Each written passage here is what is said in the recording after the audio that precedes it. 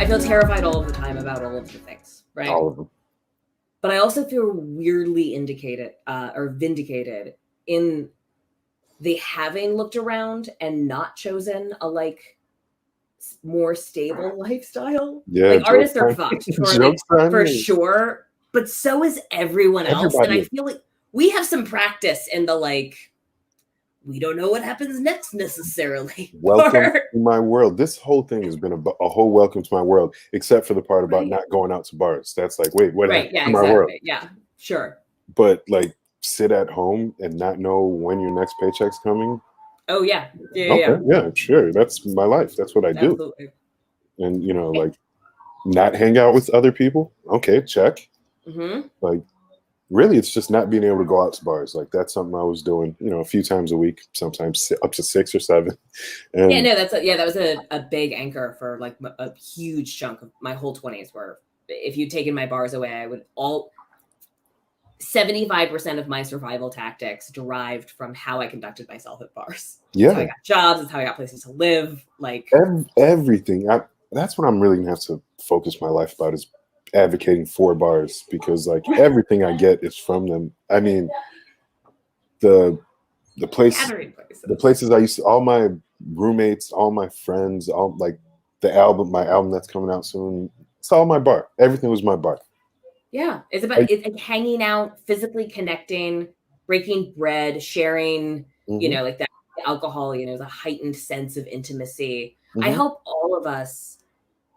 I don't even know how it words anymore. Like, one thing that could happen that wouldn't be a nightmare would be if we came out of this with a little bit more of an appreciation for connectivity, right? Like our connections and the Mm-hmm. things that bind us, both to each other and like in this ecosystem of a society that we've built for ourselves. I think that hopefully will come out of it. I also would like simplicity. Like, I've seen a few memes, which it's funny in meme form. It's funny as a joke, like, oh, when shit opens back up, I'm gonna go buy everything. Yeah, sure, that's funny for a laugh.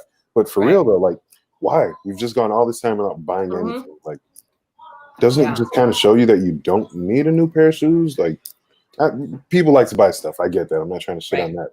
But like, just the overdoing it, like where people are just dying to, like, man, I can't wait to go and go on this crazy vacation. Really? You in a rush to jump on a plane and go? Like, I just want to go to the park. I just want to go for walks. I just want to go hug people. Like, I don't need to fly around the country personally. It is really interesting, the like possibilities that this pandemic has opened up, right? Because like this is the first time, I think, in living memory, certainly in my living memory, that the economy has done anything except grow and consume more and more, right? This is the first time we're able to go backwards. And like, this is an argument that we've been having for at least 100 years, right?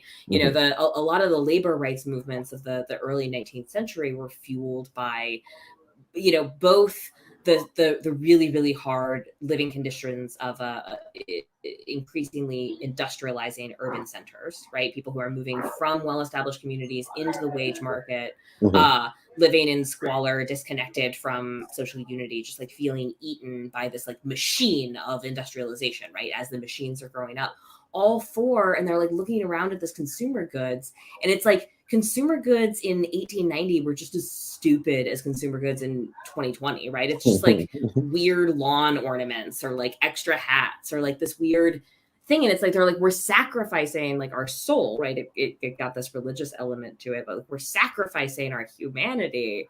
And for what? This like never ending trinkets. But economists have been telling us for like, I don't know how long, that like, if we stop growing, we die. And we've stopped growing. And to be fair, many of us are dying, but it's at least opened up the possibility of really radical transformative change, and for better or for worse, right? Like, this could be deeply destabilizing. Like, there's nothing in human history that says like a utopian progressive future is likely. But I don't know. I see this level of loneliness, and I see this level of like dissatisfaction with what is, and I see a lot of possibility. But I think you're right. There's tons of possibility. I guess kind of what was in the statement, what I was trying to get at, and when hearing you say things, I'm like, oh, that makes sense. So, like,